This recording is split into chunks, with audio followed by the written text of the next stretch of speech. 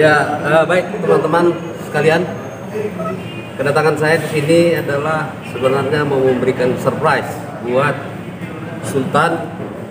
Genap usianya hari ini 10 tahun, dan 10 tahunlah dia berjuang untuk memperoleh haknya yang mana dia telah ditelantarkan oleh ayah kandungnya selama 10 tahun. Jadi saya juga ucapkan panjang umur buat Sultan ya, semoga menjadi mutiara untuk masa depan, bisa membahagiakan orang tua dan keluarga besar dan negara juga. Jadi itu yang pertama, kedatangan kita datang ke sini. Nah, terus kita juga akan memberikan klarifikasi terkait dengan adanya podcast maupun jawaban pemberitaan yang telah ditayangkan di beberapa media oleh Andrigo yang menurut Bu Tuti adalah ayah kandung daripada Sultan, yang mana menurut Bu Tuti bahwa Andrigo telah menikah siri.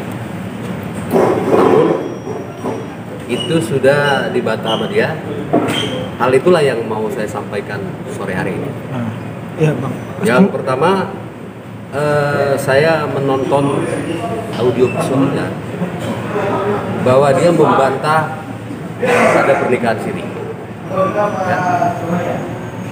Nanti bisa teman-teman tanya langsung dengan Bu Tuti seperti apa perjalanannya, apa yang terjadi sampai dia hijrah ke Jakarta jauh-jauh dari Poso untuk memperjuangkan hak konstitusional Sultan. Jadi Sultan ini orang yang berbakat. Dia bakat-bakat menjadi figur-figur dalam film atau nyanyi juga bisa dia. Nanti bisa dilihat di YouTube-nya kah, di Instagram-nya kah, atau di media sosialnya dia. Itu nanti teman-teman bisa lihat di situ. Kemudian adanya juga kemarin saya tonton itu ya, waktu didampingi kuasa hukumnya, bahwa Tuti ini dituduh melakukan penyekapan. Saya sampaikan ya, kita punya prinsip L2 ya, legal dan logik. Apa mungkin seorang ibu yang teraniaya menyekap seorang laki-laki yang badan besar? Jadi saya sudah tanya berulang kali kepada Bu Tuti, apakah itu benar? Nanti bisa teman-teman tanyakan lagi. Itu tidak ada penyekapan. Jadi jangan membuat berita buruk, jangan membuat berita bohong. Nanti akibat hukumnya ada.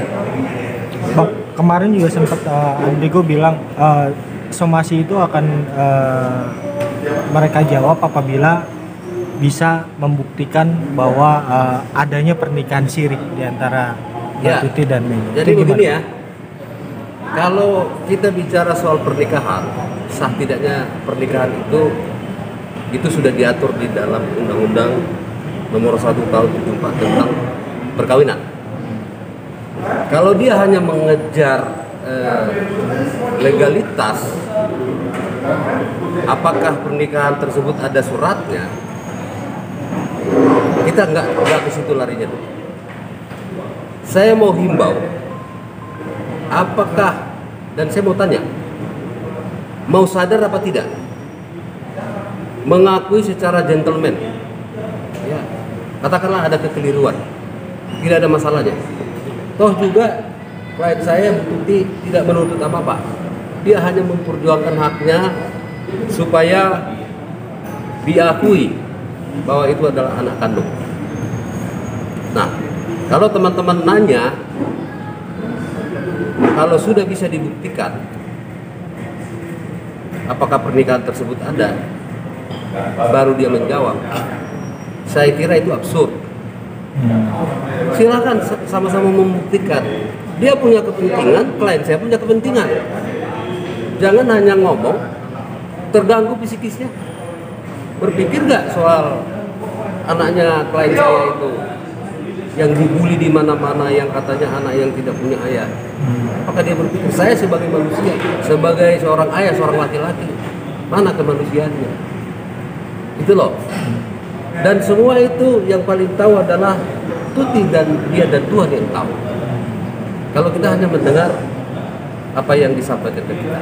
Nah, Mbak Tuti sendiri, sebenarnya bagaimana sih perjuangan Mbak Tuti sendiri dari Palu ya sampai ke Jakarta ini untuk mencari ibarat kata identitas untuk si anak kan gitu Mas. Itu gimana sih Mbak? Bisa ceritain sedikit ya? Perjuangan saya bukan baru kali ini ya. Perjuangan saya itu dari Sultan usia 3 bulan. Saya sudah bawa ke Jakarta untuk saya pertemukan dengan ayahnya. Tapi kami komunikasi tidak bisa, malah diblokir. Dan di usia 3 tahun atau 4 tahun kita kesini lagi. Saya berupaya lagi untuk mempertemukan, tapi tetap tidak mau. Jadi kalau mau dibilang usaha saya sudah dari masih Sultan dari dalam perut saya sudah berupaya banget. Bahkan sempat ada berita Mbak Tuti sendiri mengalami depresi sampai ingin bunuh diri pada saat itu. Benar itu? Itu kalau cerita ya, siapa sih yang nggak depresi? Usia kandungan yang begitu terus ditinggal tanpa ada masalah, yang memang betul-betul yang bikin alasannya itu kuat untuk tinggalkan saya. Tiba-tiba aja pergi, tidak bilang apa-apa, cuman pamit baik-baik mau ke Riau, terus lost kontak, nomor handphone diganti. Sebenarnya Mbak Tuti ini mengejar apa sih Mbak, maksudnya dalam arti kata apakah memang si A ini harus mengakui bahwa iya itu anak saya, atau sekedar itukah, atau ada yang lain dalam arti kata yang mungkin harus Anak saya itu butuh status ya. Dimana-mana pasti orang menanyakan, ayah kamu siapa? Mau masuk sekolah pun ditanya, ini ayahnya yang mana? Itu beban buat saya. Makanya saya bukan mengejar supaya Andrigo itu bertanggung jawab nafkah, enggak. Saya cuma minta pengakuan kamu. Selama ini kan udah ada pemberitaan bahwa mau mengakui 100%. Tapi nyatanya anaknya hubungi lewat WhatsApp itu diblokir. Cuma dibaca terus diblokir. terakhir kapan? Itu kira-kira berapa bulan kemarin ya. Itu ketika dapat nomornya langsung anak saya ambil di handphone saya, kira diam-diam, ternyata dia hubungi bapaknya. Tapi Itu langsung diblokir langsung. Langsung diblokir. Berarti dalam arti kata sampai detik ini si Sultan sendiri belum ada akte lahir ya, bisa dibilang. Kalau masalah itu mungkin nanti tanya langsung saja ke ayah. Nah, kalau untuk tes DNA-nya sendiri kan kemarin dari Abang juga Ya. menawarkan untuk tes DNA untuk kasihan. Nah, itu gimana Bang akhirnya Bang? Iya, jadi kalau kami makanya Somir Andrigo mau ngakui secara jujur atau kami ambil langkah hukum. Kami kasih waktu 2 hari. Ya. Dan kalau nanti sampai betul-betul pada saat tes DNA terbukti itu anak kandung dia, sudah beda lagi hukumnya. Itu yang saya himbau secara kemanusiaan, sadar sendiri, tidak usah berbelit-belit. Kalau merasa melakukan, dia sudah mengaku melakukan bahwa ada hubungan khusus. Yang dia persoalkan adalah bahwa tidak ada pernikahan resmi. Itu menurut dia. Menurut catatan kami, alat bukti yang kami pegang dan keterangan saksi itu sudah kuat menurut kami. Nah, sebelum kami melangkah lebih jauh ambil langkah hukum, termasuk untuk tes DNA itu sendiri, saya minta supaya sadar, ngaku sendiri saja. Tidak repot kok, tidak banyak permintaan, hanya ngejar status. Tadi sudah dengar, katakan udah dengar sendiri.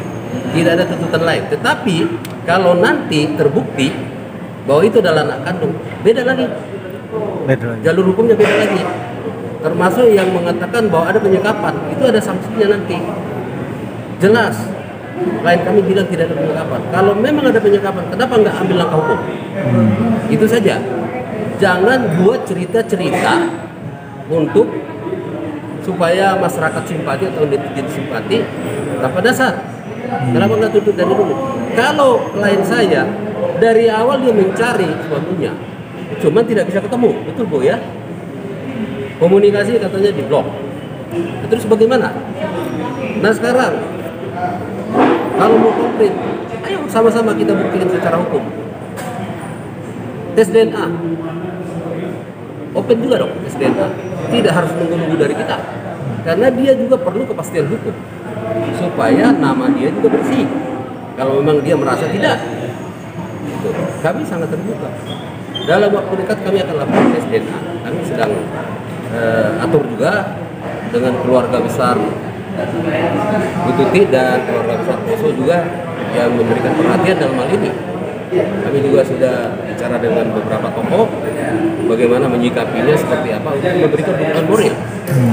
Jadi kami pasti akan kami ambil langkah hukum. Nah, kemarin juga sempat si Andrigo ini bilang bahwa yang membantu dia keluar dari sana, maksudnya keluar dari Poso pada saat itu adalah keluarga Mbak Tuti sendiri. Nah ini gimana klarifikasi? Nah, saya benarkan, memang keluarga saya membantu. Tapi sebelumnya Andrigo itu curhat sama salah satu keluarga saya, yang mana dia itu seakan-akan merasa terzolimi dengan sikap saya yang pada saat itu lagi ngidam. Nah, orang ngidam kan itu pasti dapat temperamen ya, itu nggak bisa ini.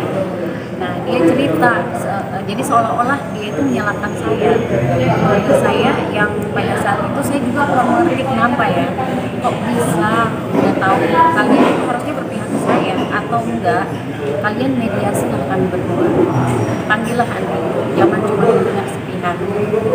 Tapi saya di dalam hal ini saya tidak mau menyalahkan siapa-siapa, karena tujuan utama saya itu saya hanya ingin Andri mau mengakui anak saya. Kalau persoalan nikah siri, saya tetap akan buktikan, dan saya tidak takut. Cuma dalam hal ini, kalau memang kamu merasa Sultan anak kamu, ayo tes DNA. Jangan cuma bisa bicara begini, membuat orang itu yakin bahwa Andrigonya itu yang memang di posisi benar. Nah, di samping itu juga dia bilang bahwa saya sudah berapa kali gagal. Saya walaupun berapa kali gagal, kamu tahu pada saat itu saya tidak sembunyi status saya, dan kamu menerima saya punya anak dua. Nah, saya juga berapa kali gagal, saya bukan jadi istilahnya ini ya, saya nikah resmi, saya dinikahi baik-baik oleh suami saya sebelumnya, dan manusia juga pasti ada di dalamnya, dan mungkin itu jalan hidup saya yang gagal di dalam rumah tangga.